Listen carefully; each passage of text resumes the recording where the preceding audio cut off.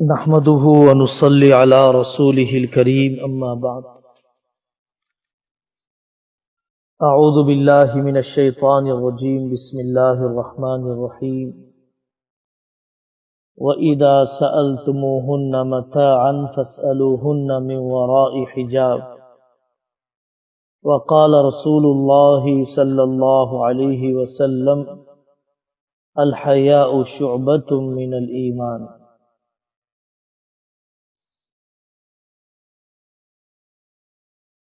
او کما قال علیہ الصلاۃ والسلام۔ اللہ تعالی نے جو دین اسلام کی دولت ہمیں عطا فرمائی ہے، اس شریعت میں ایک خوبی، ایک امتیاز، ایک خصوصیت یہ بھی ہے کہ محرم اور نامحرم کا فرق رکھا گیا کہ یہ عورتیں وہ ہیں جن سے نکاح کرنا جائز ہے اور یہ عورتیں وہ ہیں جن سے نکاح کرنا حرام ہے، اور نامحرم جن سے نکاح کرنا جائز ہے۔ اگر ایسا نہیں کیا جاتا تو پھر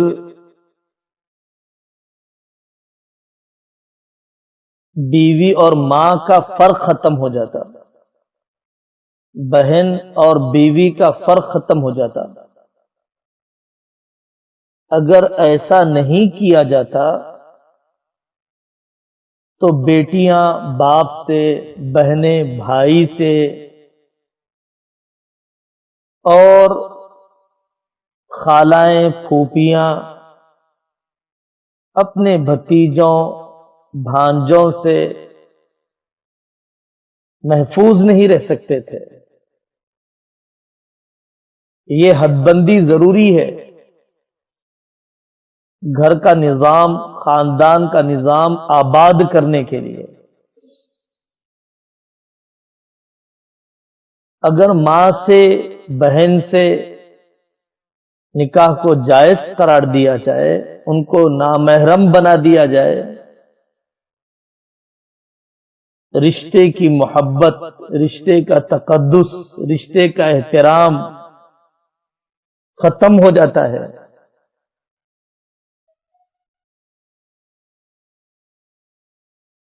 اعضائے مستورہ اور غیر مستورہ، چھپے ہوئے اعضاء اور کھلے ہوئے اعضاء، سترہ یستر چھپانا، مستور چھپی ہوئی چیز، تو جسم کا کتنا حصہ کس وقت کس کے سامنے کھلا رکھنا جائز ہے اور کتنا چھپانا ضروری ہے، یہ فرق رکھا گیا۔ بنانے والے اللہ جانتے ہیں کہ کس عضو کو اور حصے کو دیکھنے سے آدمی کے دل میں گندی تمنائیں پیدا ہوتی ہیں اور کس حصے کے دیکھنے سے ایسے کوئی ناپاک جذبات آدمی کے دل میں پیدا نہیں ہوتے ہیں۔ اسی لیے اللہ تعالی نے طے کیا کہ کون سے اعضاء چھپانے ہیں اور کس سے چھپانے ہیں۔ محرم اور نامحرم کا فرق اور اعضائے مستورہ اور غیر مستورہ کا فرق، یہ ایسی خصوصیت ہے جو انسانوں میں پائی جاتی ہے، عام طور پر جانوروں میں نہیں پائی جاتی ہے۔ جانور جس سے چاہے جنسی تعلق قائم کر لیتا ہے اور اس کا جسم ڈھکا ہوا چھپا ہوا نہیں ہوتا ہے کسی کپڑے سے۔ دوسری قوم، دوسرے مذہب کے ماننے والے، ان کے پاس کوئی اصول اور ضابطہ نہیں ہے کس سے نکاح کر رہے ہیں، کس سے نکاح نہ کریں، کون سا جسم کا حصہ چھپایا جائے، کون سے جسم کا حصہ دکھایا جائے۔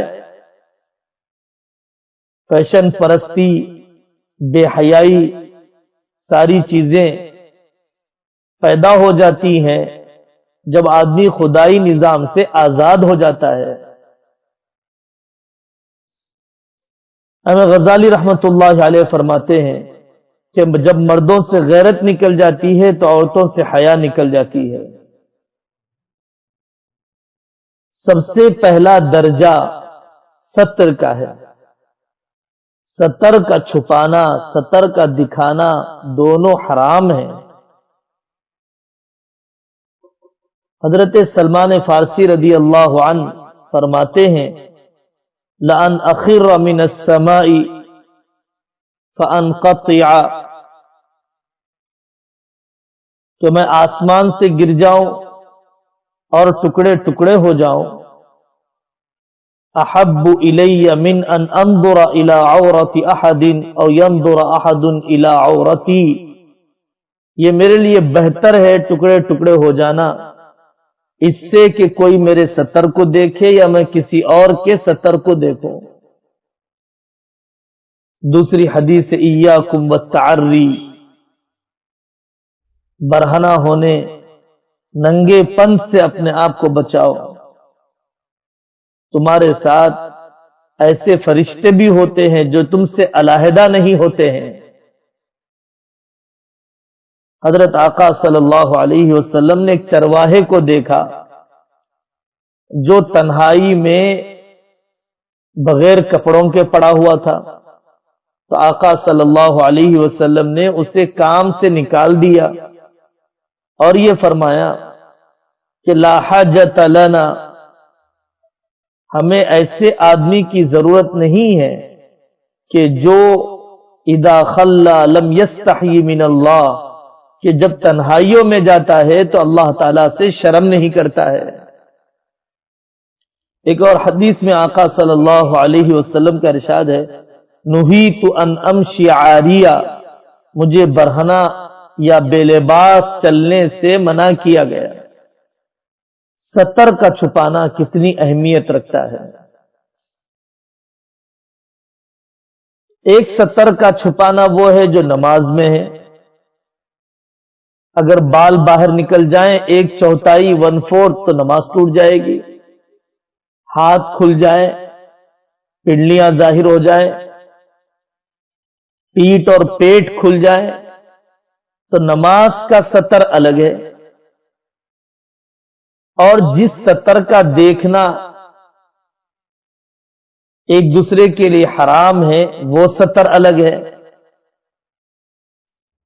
اور ہر وہ چیز جس کو انسان حیا کی وجہ سے چھپانا چاہتا ہے وہ ستر الگ ہے۔ حضرت آقا صلی اللہ علیہ وسلم نماز کے لیے کیسے تیاری کیا کرتے تھے؟ قرآن نے کہا خذوا زینتکم عند کل مسجد، جب مسجد آؤ تو بند سور کر آؤ۔ تو مسئلہ یہ نہیں ہے کہ ٹوپی پہننا ضروری ہے یا نہیں ہے، مسئلہ یہ ہے کہ اللہ کے سامنے کیسے حاضر ہونا چاہیے دربار میں۔ ویسے تو کرتا پہننا بھی مرد کے لیے ضروری نہیں، اندر کے کپڑے بھی اس کے لیے ضروری نہیں، گھٹنے سے ناف تک توال بن لینا، لنگی پہن لینا کافی ہے، لیکن اللہ کے سامنے آنے کا ادب کیا ہے؟ تو مرد کا ستر ناف سے لے کر گھٹنے تک ہے، گھٹنا ستر ہے، ناف کے نیچے سے ستر ہے، ناف ستر میں داخل نہیں ہے مرد کا۔ گھروں میں احرام میں کام کرتے وقت اس سلسلے میں بڑی بے احتیاطی ہوتی ہے، بوڑھوں میں باپ میں اس سلسلے کے اندر لاپرواہی ہوتی ہے، اس کا حرام ہونا ان کے ذہنوں میں نہیں ہے۔ ایک عورت کا دوسری عورت سے ستر وہ بھی اتنا ہی ہے، ناف سے لے کر گھٹنے تک، لیکن ایک عورت کے لیے دوسری عورت سے ناف کے اوپر یا گھٹنے کے نیچے ستر نہیں ہے۔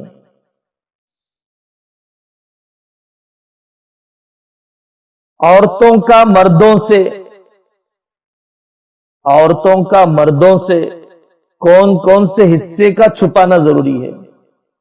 تو مرد میں دو قسم کے مرد ہیں، ایک محرم ہے، ایک نامحرم ہے۔ تو نامحرم کے سامنے تو چہرہ، ہاتھ، پیر، سر، سارے ہی اعضاء چھپانا ضروری ہے، مگر یہ کہ کوئی سخت ضرورت ہو۔ نامحرم کے سامنے، محرم ہو، باپ ہو، بھائی ہو، بیٹا ہو، ایسے محرموں کے سامنے ہاتھ کھولے جا سکتے ہیں، کوہنیوں تک، پیر کھولے جا سکتے ہیں، پنڈلیوں تک، سر کو کھلا رکھا جا سکتا ہے۔ ان کے سامنے یا گلا، ان کے سامنے یہ ستر نہیں ہے۔ نامحرم کے سامنے اتنا حصہ ستر نہیں ہے۔ اب یہاں پر جاننا چاہیے کہ ساڑی کا پہننا، بلاؤز کا پہننا کیسا حرام ہے۔ بیٹے کے لیے جائز نہیں ہے کہ اپنی ماں کے پیٹ کو دیکھے، بھائی کے لیے جائز نہیں ہے اپنی بہن کے پیٹ یا پیٹھ کو دیکھے۔ یہ بلاؤز اور ساڑی ہندوانہ لباس ہے، اور اس ملک میں رہتے رہتے ہم اس کے عادی ہو چکے ہیں۔ احساس ختم ہو گیا ہے، دکھانے کا گناہ بھی ہو رہا ہے، دیکھنے کا گناہ بھی ہو رہا ہے، 24 گھنٹے کا گناہ ہو رہا ہے۔ ذہن سازی کرنا چاہیے، حکمت کے ساتھ ہدیہ دینا چاہیے، کرتا اور شلوار اس قسم کے جوڑے کہ جس سے آہستہ آہستہ وہ ساڑی اور بلاؤز کو چھوڑیں، یا بلاؤز ایسا پہنایا جائے کہ جس پر کرتا بھی ہو۔ ہم نے اپنی دادیوں کو دیکھا، نانیوں کو دیکھا کہ وہ ساڑی پہنا کرتی تھیں، لیکن اس کے اوپر بڑا کرتا ہوتا تھا، ڈھیلا ڈھالا قسم کا۔ ایسا نظام بننا چاہیے۔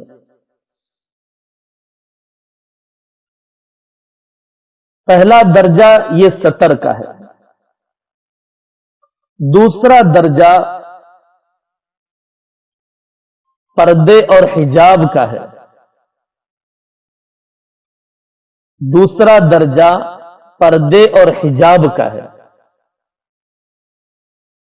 پردہ اور حجاب سب سے پہلا یہ ہے کہ عورت بغیر کسی شدید ضرورت کے گھر سے نہ نکلے، گھر سے نہ نکلے۔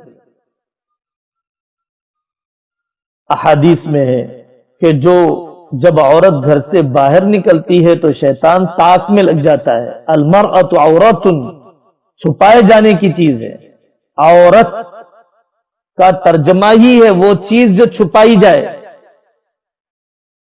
اگر اس پردے اور حجاب میں نکلنے کی ضرورت پیش آتی ہی ہے تو برقع پہن کر نکلے، جلباب پہن کر نکلے۔ قرآن اور سنت کے الفاظ میں جلباب ہے، یدنین علیہن من جلابیبہن، کہ یہ جلباب اوڑی رہے۔ جلباب ایک چادر ہوا کرتی تھی صحابیات کے پاس، سر سے لے کر پیر تک ڈھک جاتی وہ، اور سوائے بائیں آنکھ کے کچھ بھی نظر نہیں آتا، دونوں آنکھیں بھی نہیں۔ جلباب تو وہ برقع درست نہیں ہے جس میں پیشانی کھلی رہتی ہو، وہ برقع جس میں آنکھیں دکھائے جانے کی کوشش کی جاتی ہو، وہ برقع جو چست ہو، جسم کا دبلا موٹا پن نمایاں ہوتا ہو، وہ برقع کہ جس پر نقش و نگار اور اتنے کشش کے اسباب ہو کہ خود بخود نگاہیں اٹھ جاتی ہوں دیکھنے کے لیے، ایسا چمکیلا بھڑکیلا نہ ہو کہ چلتے پھرتے آدمی متوجہ ہونا پڑے، سادہ سیدھا، تھوڑا سا بغیر استری کیا ہوا کہ جس کی وجہ سے سامنے والے کو دلچسپی نہ ہو۔ یہ برقع پہننا کتنی اہمیت رکھتا ہے. حضرت ام خلاد رضی اللہ عنہا کا بیٹا شہید ہو گیا، وہ جنازے میں جا رہی ہیں. سہیلیوں نے کہا کہ سینے پر نہیں مارا، بالوں کو نہیں بکھیرا، بیٹے کا جنازہ اٹھائے، شہید ہو گیا. حضرت ام خلاد نے فرمایا میرا بیٹا تو شہید ہوا، میری حیات تو نہیں مر گئی. بیٹے سے تو محروم ہو چکی ہوں، میری حیات سے تو محروم نہیں ہو گئی ہوں. جنازے میں پردے کا اہتمام، شادی میں گھر کی تنگی کے باوجود پردے کا اہتمام. حضرت زینب کا نکاح ہوا، گھر بہت تنگ تھا، صحابہ کھانے کے لیے گھر میں آئے. حضرت زینب رضی اللہ عنہا چادر اوڑی ہوئی دیوار کی طرف منہ کر کے بیٹھ گئی. صحابہ آتے تھے، کھا کر چلے جاتے تھے. حضرت آقا صلی اللہ علیہ وسلم کی بیوی ہیں، ہماری امی جان ہیں، نکاح کا موقع ہے، گھر تنگ ہے، بے پردگی کو گوارا نہیں کیا. جنگ میں بے پردہ نہیں ہے. سنایا گیا کہ میدان کربلا میں حضرت حسین رضی اللہ عنہ کی گھر کی عورتوں نے کیسے پردہ کیا. حج میں کوئی گناہ کے لیے تھوڑی جاتا ہے، کعبۃ اللہ کے طواف میں کوئی بدکاری کا ارادہ کیا کرے گا، الا یہ کہ کوئی بدقسمت ہو. حج میں پردہ معاف نہیں ہے. عورتوں کا پردہ یہ ہے کہ سر پر ٹوپی رکھ لے، اور وہ ٹوپی کے دور نقاب ہو، کپڑا چہرے کو بھی نہ لگے اور چہرہ دوسروں کو نظر نہ آئے، چہرہ دوسروں کو نظر بھی نہ آئے. یہ مقصود ہے. تو حج میں بھی پردہ. حضرت عائشہ رضی اللہ عنہا فرماتی ہیں کہ جب صحابہ کے قافلے ہمارے سامنے سے جاتے تو اپنے کجاوے پر چادر ڈال لیا کرتی تھی، اور صحابہ کے قافلے آگے گزر جاتے تو ہم اپنے کجاوے پر سے چادر اٹھا دیا کرتی تھی. حج میں پردہ. موت کے بعد کا پردہ سنیے. امام صاحب عورت کے جنازے میں سینے کے سامنے نہیں، کمر کے سامنے کھڑے ہوتے ہیں، اور عورت کو کفن کے 3 کپڑے مردوں کی طرح نہیں دیے جاتے، 5 کپڑے دیے جاتے ہیں. اور دفنانے کا طریقہ یہ ہے کہ محرم آدمی قبر میں اترے اور پہلے جنازے کو مٹی سے ڈھانک دیں، قبر کے گول کپڑا پکڑیں، پھر اجنبی مردوں سے کہا جائے جب اندر لاش مٹی سے ڈھنک جاتی ہے تب اجنبی مردوں سے کہا جائے کہ آپ بھی مٹی ڈالیے. مرنے کے بعد اسلام نے اس عورت کو پردے کا کیسے اہتمام کرنے کا موقع دیا، انتظام کیا. عید میں پردہ. حضرت آقا صلی اللہ علیہ وسلم کے زمانے میں جو عورتیں ناپاکی کی حالت میں رہتی، نماز نہ پڑھنے کی حالت میں رہتی، وہ عورتیں بھی عیدگاہ آتی تھیں، کیونکہ مقصد نماز پڑھنا نہیں ہوتا تھا، حضرت آقا صلی اللہ علیہ وسلم کی تعلیمات سننا ہوتا تھا. تو اس قسم کی روایات میں ہے کہ یا رسول اللہ، اس قسم کی روایات میں ہے کہ صحابیات کہتی ہیں کہ ہم میں سے کسی کے پاس کپڑا نہیں ہوتا تو وہ دوسرے کے کپڑے میں، دوسرے کے چادر میں گھس کر عیدگاہ آتی تھی آقا صلی اللہ علیہ وسلم کی تعلیمات سننے کے لیے. لیکن بے پردگی اس عالم میں بھی نہیں ہے. تنگی کے زمانے میں پردہ، کپڑا ہی نہیں ہے میرے پاس. حضرت فاطمہ رضی اللہ عنہا سے مشکات شریف کی روایت ہے، حضرت محمد صلی اللہ علیہ وسلم ملاقات کے لیے آئے اور غلام سمجھداری کی عمر کے قریب ہو چکا تھا. حضرت فاطمہ رضی اللہ عنہا سر ڈھانکتی ہیں، پیر کھل جاتا ہے، پیر ڈھانکتی ہیں، سر کھل جاتا ہے. تو حضرت فاطمہ رضی اللہ عنہا سے حضور نے فرمایا لیس علیک باس انما هو ابوک وغلامک، بیٹا اتنا مشقت کرنے کی ضرورت نہیں ہے، تمہارے والد اور تمہارا غلام ہی ہے. لیکن حضرت فاطمہ رضی اللہ عنہا نے یہ سوچا کہ یہ غلام سمجھداری کی عمر کو پہنچ چکا ہے، اس لیے میں ان سے پردہ کرنا چاہتی ہوں. रजाई चचा मिलने के लिए आए हजरत आयशा रदी अल्लाह अन्हा से। तो हजरत आयशा रदी अल्लाह अन्हा ने फरमाया कि मैं हजरत मोहम्मद सल्लल्लाहु अलैहि वसल्लम से पूछ लूं कि मुझे आपसे पर्दा करना है या नहीं करना है। हजरत फातिमा या हजरत आयशा, इन दोनों में से किसी एक ने कहा कि मैं पहले वजाहत तलब कर लूं कि आपसे मुझे पर्दा करना है या नहीं, जब इजाजत होगी तब मैं अंदर आने का आपको मौका दूंगी। ये एहतिमाम, पर्दा और हिजाब, बुर्का, जिल्बाब कैसा होना चाहिए?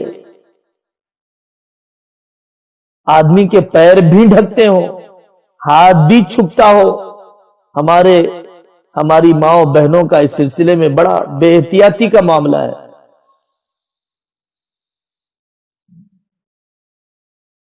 कुरान कहता है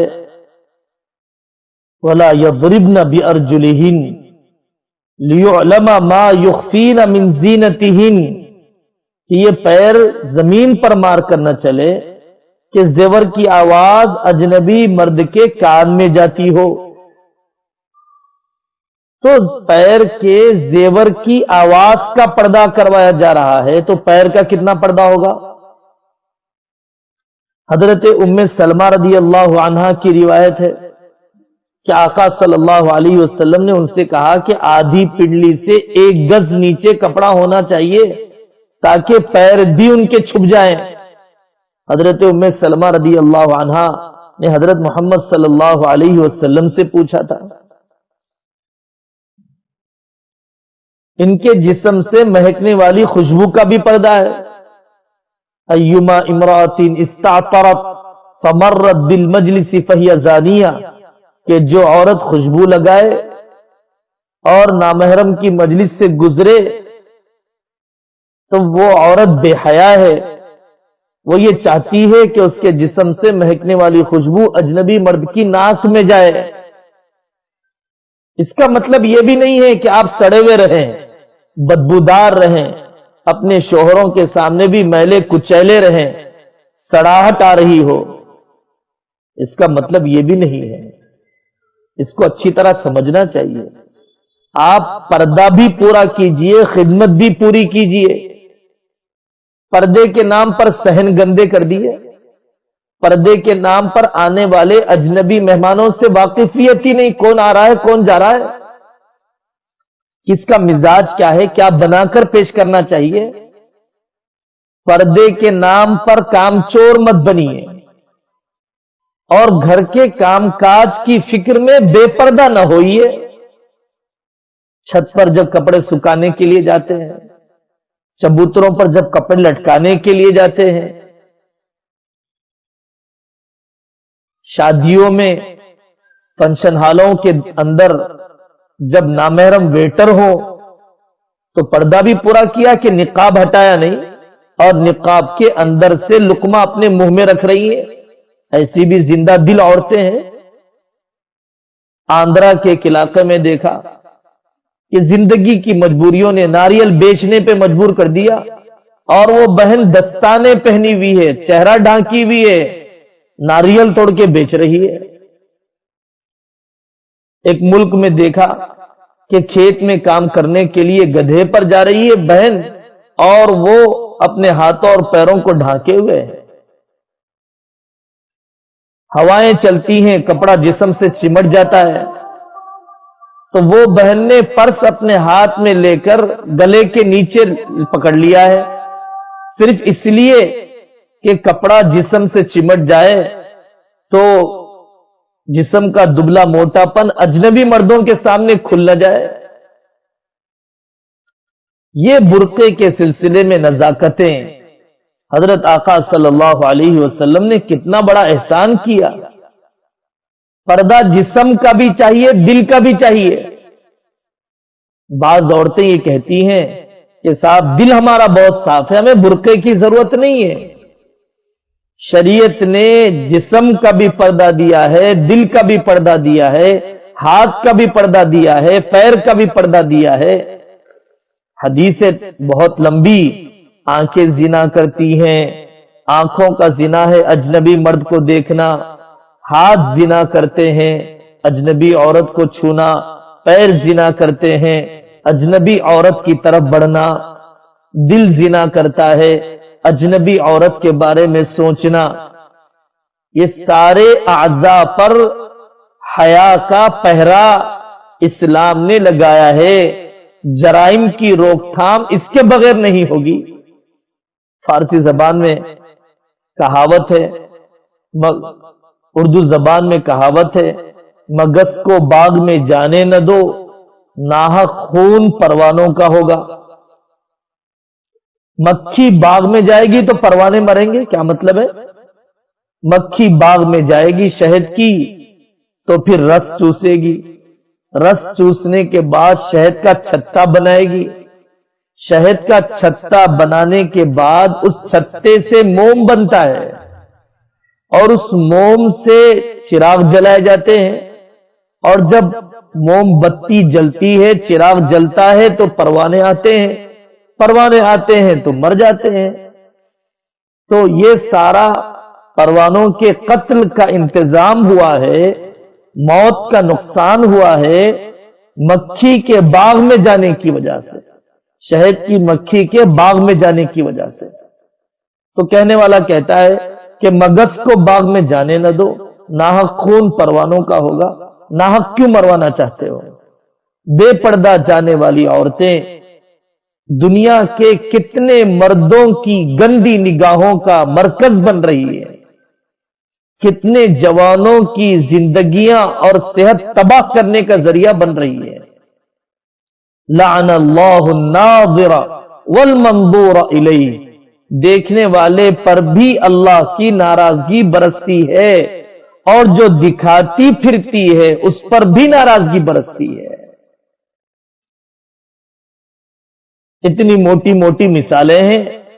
آپ وہ چاکلیٹ خریدتے ہیں جو ڈھکا ہوا ہو، کورڈ ہو، آپ وہ شکر نہیں خریدتے، وہ مٹھائی نہیں خریدتے جو کھلی ہو، آپ اپنے فون کو کور لگواتے ہیں، کھلا نہیں رکھتے ہیں، نازک چیز ہے، ٹوٹ پھوٹ نہ جائے، لکیریں نہ پڑ جائے، پیسے چھپا کر رکھتے ہیں، چور کی نظر نہ پڑ جائے۔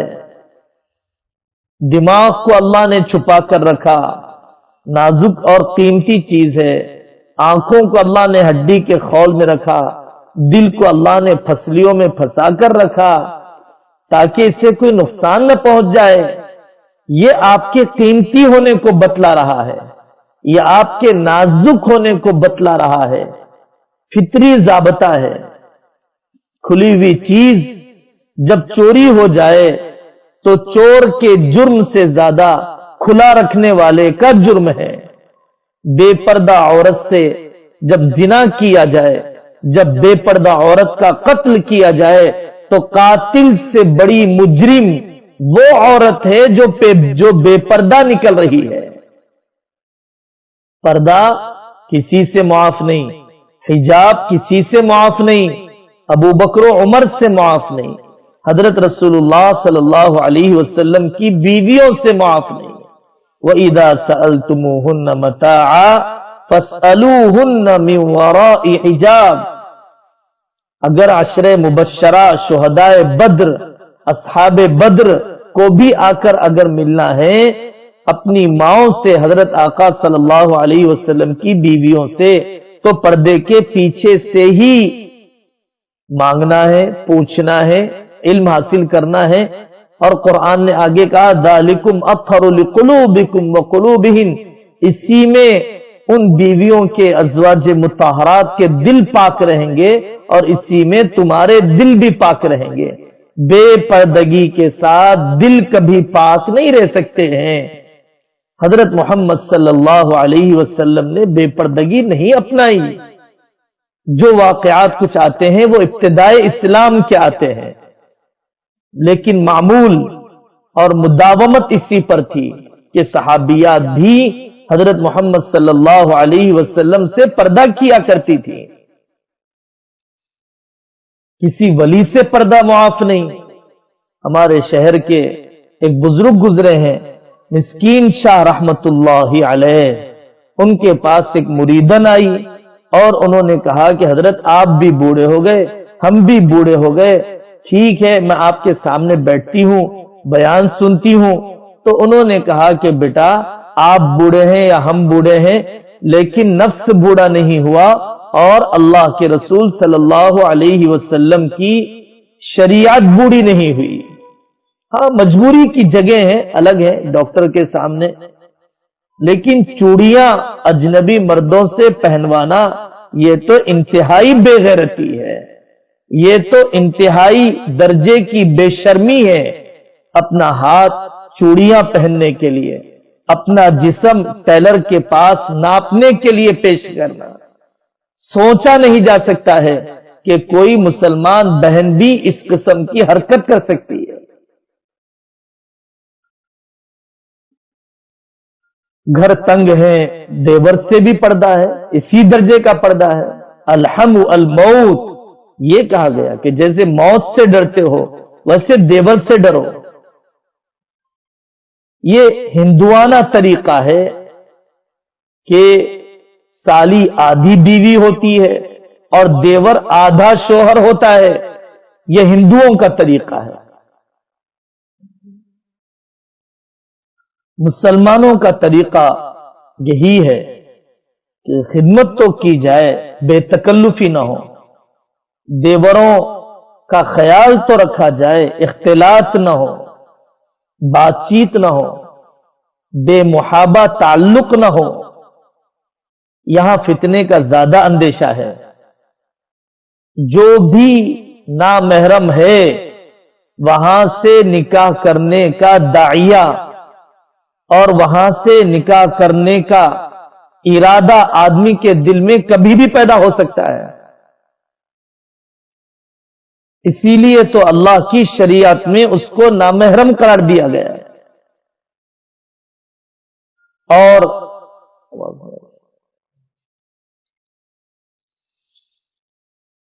بچے 10 سال کے بعد بالغ کی طرح ہے، اور بچیوں کو 7 سال سے ہی برقع پہنانا چاہیے۔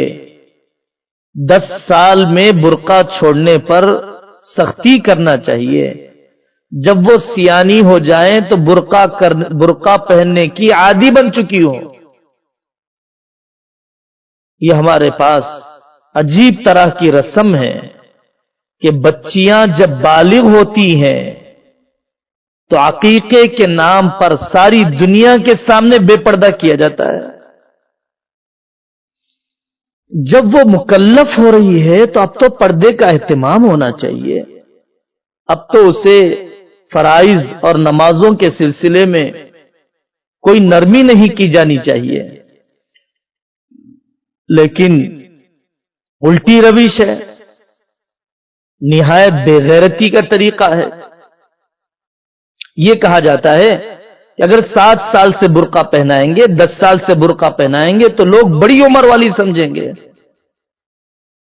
بڑی عمر والی سمجھیں گے۔ اس کا اندیشہ، ایک اللہ کو راضی کرنے کا جذبہ دل میں پیدا کر لیجئے۔ ساری دنیا کو آج تک کوئی راضی نہیں کر سکا۔ قرآن نے ان بوڑھیوں کے بارے میں جن بوڑھیوں سے فتنے کا اندیشہ نہیں ہے، قرآن کہتا ہے وہ بھی برقع پہنے تو زیادہ اچھا ہے۔ دیکھیے اندھے صحابی سے پردہ کروایا جا رہا ہے۔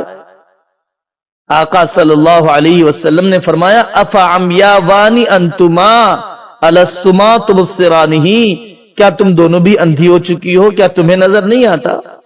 اور حقیقت یہی ہے کہ پردہ پہلے مردوں میں زندہ ہوتا ہے کہ میرے سامنے میری چچی، میری مامی، میری ماموزاد، خالہ زاد، چچا زاد، خالہ زاد بہنیں آ جائیں، میں نگاہ نیچے رکھ لوں، میں بے تکلفی اختیار نہ کروں تو وہ خود ہی پردہ اختیار کرنے لگ جاتی ہیں۔ اور عورتوں میں بھی جو عورتیں اپنے شوہر، اپنے بھائی، اپنے والد کے توسط سے جب بات کرنا شروع کر دیتی ہیں تو سامنے والا مرد خود ہی نا امید ہو جاتا ہے۔ آواز کا پردہ ہے، قرآن نے کہا فَلَا تَخْضَعْنَ بِالْقَوْلِ فَيَطْمَعَ الَّذِي فِي قَلْبِهِ مَرَضٌ، کہ اپنی آواز میں لچک نہ لائیں، میٹھاس نہ لائیں، بلکہ اپنی آواز میں کڑک پن، کھردرا پن، روکھا پن لائیں بات کرنے میں اجنبی مردوں سے، تاکہ اس کے دل میں کوئی طمع پیدا نہ ہو۔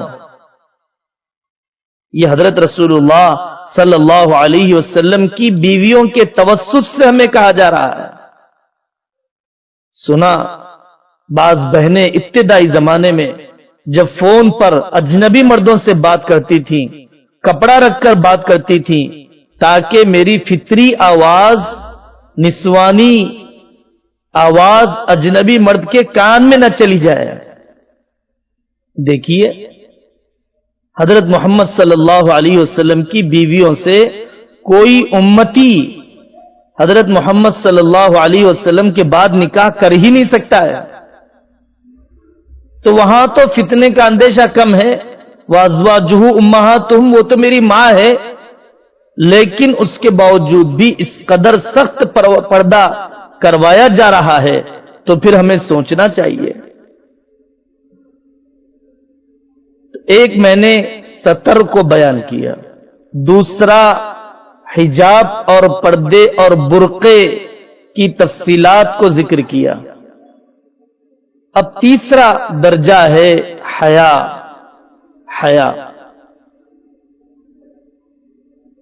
حضرت رسول اللہ صلی اللہ علیہ وسلم کی احادیث میں ہے پیٹ کی حفاظت کرے، پیروں کے درمیان کی چیز کی حفاظت کرے، اپنے دل کی حفاظت کرے۔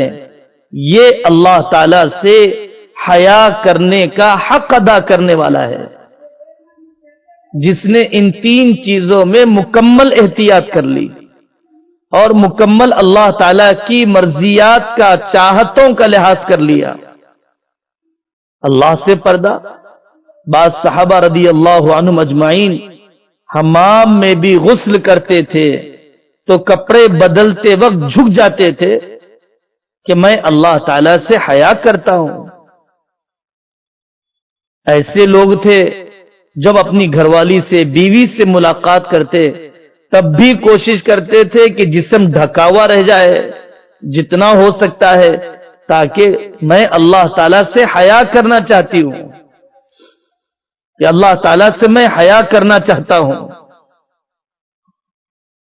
حمام پہلے زمانے کے اندر ہوا کرتے تھے، لوگ کرائے پہ جا کر وہاں پہ غسل کر کے آتے، اجرت دے کر کے آتے۔ وہاں پر تاکید کی گئی کہ بے پردہ نہ ہویا کرو، اللہ سے حیا، فرشتوں سے حیا ہمیں سکھلائی گئی۔ حیا انسانی زندگی کا جوہر ہے۔ عورت کی حیا جب لٹ جاتی ہے تو دوبارہ یہ دولت ملا نہیں کرتی ہے۔ نگاہیں ناپاک ہوتی ہیں، پھر خیال گندے ہوتے ہیں، پھر قدم بڑھتے ہیں، پھر گناہ ہوتا ہے۔ نظرۃ ثم خطرۃ ثم خطوۃ ثم خطیئۃ، بے حیائی کا گناہ صحابہ کی نظر میں اتنا گھناؤنا قسم کا تھا کہ حضرت ہندا سے کہا گیا کہ میں شرک نہیں کروں گی، کفر نہیں کروں گی، زنا نہیں کروں گی۔ حضرت ہندا نے کہا کہ یہ تو ہم زمانے جاہلیت میں بھی پسند نہیں کرتے تھے، اب ہم اس پر ہم سے آپ بیعت لے رہے ہیں۔ ایک عرب دیہاتی گزرا ہے، وہ عرب دیہاتی اپنی گھر والی کو لے کر جا رہا تھا، اس کے چہرے سے نقاب گر گیا، اجنبی مردوں کی نظر پڑ گئی، یہ اتنا بے قابو ہو گیا، اس کی غیرت اتنی ابل گئی، اس نے اس کو اپنے نکاح سے نکال دیا اور اپنی بیوی سے جدائی پر ایک قصیدہ کہا۔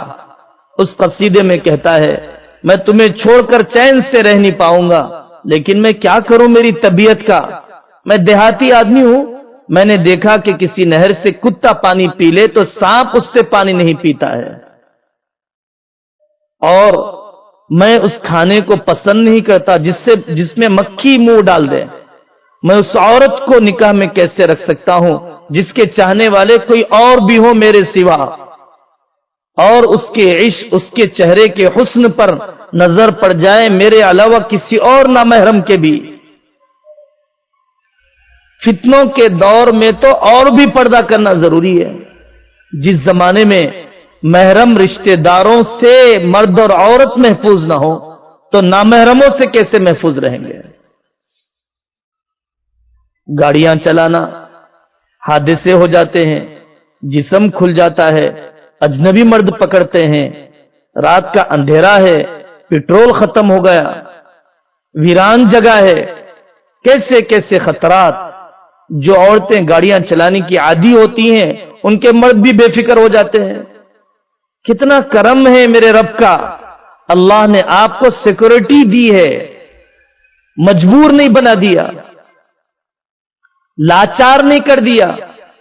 مرد آپ کے تحفظ کی فکر کر رہا ہے، بھائی آپ کی کمزوری کی رعایت کر رہا ہے، باپ آپ کے عورت ہونے پر آپ کی ضروریات کے پورا کرنے میں زیادہ دلچسپی لے رہا ہے.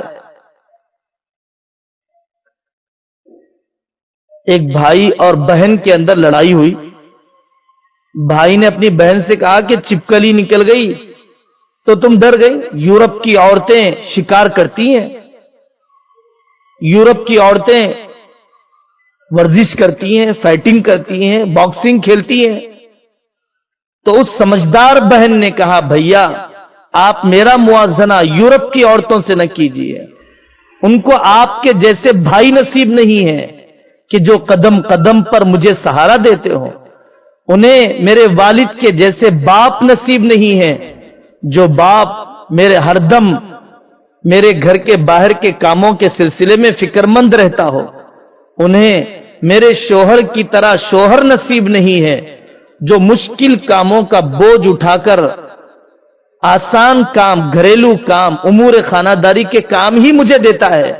آپ میرا موازنہ یورپ کی عورتوں سے نہ کیجیے. کافر عورتوں سے پردہ ہے، کافر عورتیں بھی مردوں کی طرح ہیں. کوشش کرنا چاہیے کھل کے آدمی نہ رہے، خاص طور پر وہ عورتیں جو بچوں کو دودھ پلانے کے زمانے میں ہوتی ہیں، نہ سمجھی کی وجہ سے، معاشرتی نادانیوں کی وجہ سے اپنے دودھ پلانے میں بے پردہ ہو جاتی ہیں. احتیاط کرنا چاہیے. حضرت آقا صلی اللہ علیہ وسلم کے گھر میں مخنث جسے ہجڑا کہتے ہیں وہ آیا کرتا تھا. پتا چلا کہ وہ مردوں کی طرح باتیں کر رہا ہے تو حضرت آقا صلی اللہ علیہ وسلم نے منع کر دیا کہ جب بھی یہ آئے گا تو اس سے مردوں کی طرح برتاؤ کیا جائے، اس کو عورت نہ سمجھا جائے یا مرد اور عورت کے درمیان کا بھی نہ سمجھا جائے. جہاں پر شبہ پیدا ہو گیا وہاں پر بھی حضرت آقا صلی اللہ علیہ وسلم نے پردہ کروایا ہے. مجبوریاں ہو، ملازمت کرنا پڑے، ناداری ہو تو ایسے کام کرنا چاہیے، کپڑے سینے پرونے کے کام کرنا چاہیے، پکانے صفائی کے کام کرنا چاہیے کہ جس میں بے پردگی کی ضرورت نہ پڑتی ہو. تنہائی کبھی نہ ہو کسی نامحرم سے. جب مرد اور عورت تنہا جمع ہوتے ہیں تو تیسرا شیطان ہوتا ہے، چاہے وہ یحییٰ بن زکریا اور مریم بنت عمران ہو، حضرت عیسیٰ کی والدہ اور حضرت زکریا کا بیٹا، جیسا نبی ہو تب بھی تیسرا شیطان ہوتا ہے. فونوں پر نامحرم سے بات کرنا، اپنے ذاتی فون سے بات کرنا ضرور تمہیں فتنے میں ڈالے گا، ضرور تمہاری حیا کو داغدار کرے گا، ضرور تمہیں کہیں کا نہیں رکھے گا. اللہ سے معاملہ بگڑ جائے، اللہ ہی ناراض ہو جائے تو آدمی کا کتنا بڑا نقصان ہے. کعبۃ اللہ میں بھی بے پردگی جائز نہیں. حضرت حسن بصری ہو، رابعہ بصریہ ہو، بیٹھنے کی جگہ کعبۃ اللہ ہو، پڑھنے کی چیز کتاب اللہ ہو، تب بھی وہاں پر تیسرا شیطان ہے. یہ حضرت جنید بغدادی رحمت اللہ علیہ نے فرمایا. شاپنگ کرنے گئے, وہاں اجنبی مردوں سے جسم لگ رہا ہے. آٹو میں گئے, 5-10 روپئے بچانے کے لیے آٹو میں بیٹھے, اجنبی مرد سے جسم لگ رہا ہے. کیسے انتہائی بے غیرتی ہے. چند پیسوں کو بچانے کے لیے اپنی 2 عورتوں کو بائک پر بٹھا کر لے جایا جا رہا ہے. یہ بے حیائی کے مظاہر ہیں. کعبۃ اللہ کا طواف کیسے کیا جاتا ہے؟ بازار کی خریداری نہیں, کعبۃ اللہ کا طواف کیسے کیا جاتا ہے؟ تابعین اپنی عورتوں کو اپنے 2 ہاتھوں کے بیچ میں لے کر چلتے تھے. آپ نے حضرت ام سلمہ سے کہا کہ تم کعبۃ اللہ سے فاصلے پر رہ کے طواف کرو, تم اونٹنی پر ہو اور عورت ہو, مردوں کی بھیڑ میں نہ آنا. حجر اسود کو بوسہ دینا ہے. حضرت عائشہ رضی اللہ عنہا سے ان کی خادمہ نے کہا کہ امی جان حجر اسود کو بوسہ دے کر آئی ہوں. حضرت عائشہ رضی اللہ عنہا نے فرمایا اللہ تجھے ثواب نہ دے, اللہ تجھے اجر نہ دے, تجھے اجنبی مردوں کی بھیڑ میں گھسنے کی کیا ضرورت تھی؟ راشن کی دکان پر اجنبی مردوں کی بھیڑ میں گھس گئے تھوڑی سی جلد بازی کے لیے. ان کے مرد کہاں ہیں؟ ان کے بیٹے کہاں ہیں؟ ان کے شوہر کہاں ہیں کہ جنہوں نے اپنی ماؤں کو اجنبی مردوں سے اختلاط کرنے پر مجبور کر دیا, کالج میں چھوڑ دیا, مخلوط تعلیم میں رکھ دیا. پڑھانے والے کی تنہائیاں کیسے گزرتی ہیں, پڑھانے والے کی نگاہیں ان جوان بچیوں پر کیسے پڑتی ہیں. بہت بڑی نعمت ہے, حفاظت ہے, خدائی تحفہ ہے, انعام ہے. خوش دلی کے ساتھ اپنانا چاہیے اور سکھلانا چاہیے. اللہ تعالی مجھے اور آپ کو عمل کی توفیق عطا فرمائے. وآخر دعوانا ان الحمد للہ رب العالمین.